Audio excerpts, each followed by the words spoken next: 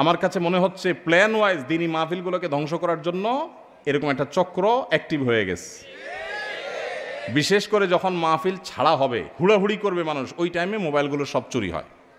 এই জন্য সবাই সাবধান থাকবেন ইনশাআল্লাহ। যদি কেউ চোর ধরতে পারেন, চোর থানায় সোপর্দ করবেন, আর জাহিদ ভাইয়ের সাথে যোগাযোগ করে আমার কাছ থেকে 1000 টাকা নগদ পুরস্কার নিয়ে যাবেন। আবার ভালো মানুষ ধরে চোর বানায়েন না, সাবধান।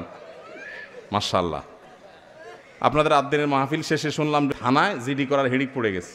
মাশাআল্লাহ, যশোরের মানুষের মধ্যে এরকম সভ্য, এত নম্র, কত সুন্দর পিনপতন নীরব। মাশাআল্লাহ, মাশাআল্লাহ, মাশাআল্লাহ। তবে মোবাইল সাবধান, কারণ পরশুদিন কুমিল্লায় মাহফিল শেষে শুনলাম যে 20-30 জনের মোবাইল নাই। আমার ক্যামেরাম্যান তার পাওয়ার ব্যাংক নিয়ে গেছে পকেট থেকে। তো আপনারা যারা দাঁড়ায় আছেন, আপনাদের ভেতরে ভিতরে আপনাদের খেদমতের জন্য অনেক ভাইরা আসছেন, সাবধান। কিন্তু এই রিস্কটা আপনাদের দাঁড়ানো পাবলিকের বেশি। বহুত তো বুঝাইছি বসেন, বসেন নাই, দাঁড়ায় রয়েছেন। তো মোবাইলটা বাসা পর্যন্ত যেন নিতে পারেন সেদিক খেয়াল রাখেন। ওয়াজ মনোযোগ দিয়ে শুনেন না শুনেন, মোবাইলটা সাবধানে রাখেন। আর যদি মোবাইল চোর কেউ ধরতে পারেন, তারা আমি পুরস্কার দেব, কারণ সুযোগ সন্ধানীদেরকে আমরা সুযোগ দেব না ইনশাআল্লাহ। আমাদের এলাকার দাগি চোর আছে, যাদের মাধ্যমে এলাকার মানুষ দীর্ঘদিন যাবৎ ক্ষতিগ্রস্ত হচ্ছে। সর্বনাশ, তাহলে মোবাইলের কথা তো আমি ঠিকই বলেছি। রাজনৈতিক ছত্রছায়া ও আইনের কঠোর প্রয়োগ না থাকায় তারা এই কাজ থেকে বিরত হচ্ছে না। সাধারণ মানুষ এক্ষেত্রে কিভাবে সমাধান করতে পারে?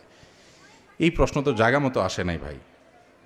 এটা কোনো প্রশাসনের ব্যক্তি, রাজনৈতিক নেতাকে দিলে উপযুক্ত হইতো। আমি তো ভাই শরিয়ার মানুষ, আমাকে মাসালা জিজ্ঞেস করলে ভালো হইতো। আমার যে বলতেন যে এই চোরের মাইর দেওয়া জায়েজ হবে কিনা, আমি সেটার উত্তর দিতে পারতাম। এখন কিভাবে আইন শৃঙ্খলার উন্নতি ঘটাবেন, এটা তো আমার সাবজেক্ট না ভাই। আমি এটা নিয়ে প্রশ্ন করি না, মানে এক্সপার্টিসও নাই, তো আমি কিভাবে বলবো? তবুও শুধু প্রশ্ন করেছেন যেহেতু, সেহেতু বলা যে আসলে এই যে একটা কথা প্রশ্নের মধ্যে উত্তর আছে, রাজনৈতিক ছত্র ছায়ায় এদেরকে অনেক সময় প্রশ্রয় দেওয়া হয়। আপনি নিজেই লিখেছেন। তো আমাদের দেশে যারা চোর, ডাকাত, বাটপার, দুর্নীতিবাজ, টিনচোর, গমচোর, দেশের টাকা লুটপাটকারী, বিদেশে পাচারকারী, এই মানুষগুলোকে আমরা কম বেশি চিনি না? চিনি। যদি চিনি, তাহলে কোনোভাবে যাতে তারা এই অপকর্মগুলো করতে না পারে সেজন্য আমাদের দায়িত্বশীল আচরণ করা কর্তব্য না? কর্তব্য না? কিন্তু আমরা কর্তব্য আদায়ের সময় 500 টাকার নোট পাইলে বলি ভোট তোমারে দিব, ঠিক না ভাই? ঠিক। তো আপনি লাগাবেন তাল গাছ, আর আমার কাছে চিট করে লেখা দিবেন ভাই কিভাবে বেল পাবো? সম্ভব? সম্ভব? আপনার এলাকায় কে চোর বাটপারদেরকে জায়গা দেয়, মাস্তান পালে, গুন্ডা পালে, মানুষ খুন করায়, এগুলো আপনারা জানেন না? যদি জানেন, তাহলে সেক্ষেত্রে সেই অন্যায়কে সামান্য কিছু টাকা পাইয়া আপনি নিজে আবার সেই অন্যায়কারীকে অন্যায় করার সুযোগ দিচ্ছেন, ঠিক না ভাই? ঠিক। এই অনাচার বন্ধ করার জন্য আমাদের সবার শক্ত হাত করা যথেষ্ট। আমরা যদি শক্ত হই, আমরা যদি সবাই দায়িত্বশীল হই, আমরা যদি সবাই নিজে নীতিবান হই, তাহলে সমাজের চুরি, ডাকাতি, দুর্নীতি সব বন্ধ করা সম্ভব ইনশাআল্লাহ। এই দেশটা এটা শেষ হয়ে গেছে নানাভাবে। আমরা নিজেরা অবশ্য প্রশ্ন দেওয়ার ক্ষেত্রে বা অন্যের কাছ থেকে আশা করার ক্ষেত্রে, এক্সপেক্ট করার ক্ষেত্রে আমরা 3 মাইল লম্বা এক্সপেকটেশন করি, নিজের বেলায় নাই। আমি কিছু উদাহরণ দিলে বুঝবেন। ধরেন আপনি রিকশায় যাচ্ছেন, একটা বাস পাশ দিয়ে যাচ্ছে, পানি আছে একটা গর্তে, যাওয়ার সময় ছাত করে একদম ফুল স্পিডে পানির উপর দিয়ে চাকাটা নিয়ে গেল, আপনার জামা টামা সব ময়লা পানিতে ভরে গেল। আপনি তখন কি করেন? বলেন যে আল্লাহর বান্দা ভুলে করে ফেলছে, থাক, এটা বলেন? আপনার সারা জীবনে ছোটবেলা থেকে যত গালি শিখছেন, সবচেয়ে বড় গালিটা বরাদ্দ করেন ওই লোকটার জন্য।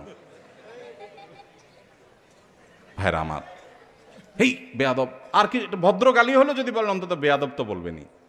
এরপরে বলবেন যে কিচ্ছু শিখে নাই, কত বড় অমানুষ, দেখো কিভাবে গাড়িটা চালিয়ে নিয়ে গেল, আশপাশে কিচ্ছু দেখলো না। আপনি তারে 14 গোষ্ঠী উদ্ধার করে ফেললেন, সে খারাপ খারাপ জিকির শুরু করে দিলেন। এবার আসেন, আপনি যখন ওই বাসের যাত্রী হন, আপনার যশোর থেকে মাগুরা যাওয়া লাগবে, অল্প সময়ের মধ্যে যাইতে হবে, সময় কম, বাসওয়ালা এমন টানা টানছে যাওয়ার কথা 1 ঘন্টা, 50 মিনিটে পৌঁছায় দিস। আপনি বাস থেকে নামার সময় ড্রাইভার সাহেবকে সাহস দিয়ে বলতেছেন, ভাই মাশাআল্লাহ মাশাআল্লাহ। আপনি একের ড্রাইভার ভাই। তাহলে বোঝা গেল আপনি নিজে যখন ফাঁসেন তখন ড্রাইভারের 14 গোষ্ঠী উদ্ধার করেন, আবার আপনি যখন বাসে উঠেন তখন ড্রাইভার যত জোরে চালায় বলেন যে বাবা মাশাআল্লাহ, এই লোকের 14 গোষ্ঠী বোধহয় কখনো বিমান চালাইছে। এটা কি ভণ্ডামি না? ভণ্ডামি না? এটা কি দ্বিচারিতা না? দ্বিচারিতা না?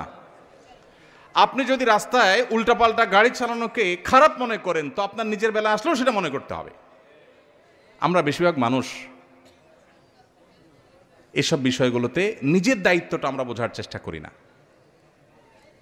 তো এই জন্য আমরা যখন সবাই নীতিবান হব, নীতিবান মানুষদেরকে কদর করব, আর দুর্নীতি, অপশাসন, অন্যায় অনাচারের বিরুদ্ধে না বলার জন্য মেরুদণ্ড সোজা করে দাঁড়াতে হিম্মত করব, ইনশাআল্লাহ এমনিই সমাজ থেকে অন্যায় দূর হয়ে যাবে। আল্লাহ আমাদেরকে তৌফিক দান করুন। লাগাবেন বেলগাছ আর আমার কাছে চিঠি লিখে বলবেন কিভাবে তাল আশা করা যায়, সম্ভব না। আল্লাহ আমাদেরকে তৌফিক দান করুন। আস-সুন্নাহ ফাউন্ডেশন, উম্মার স্বার্থে সুন্নাহর সাথে।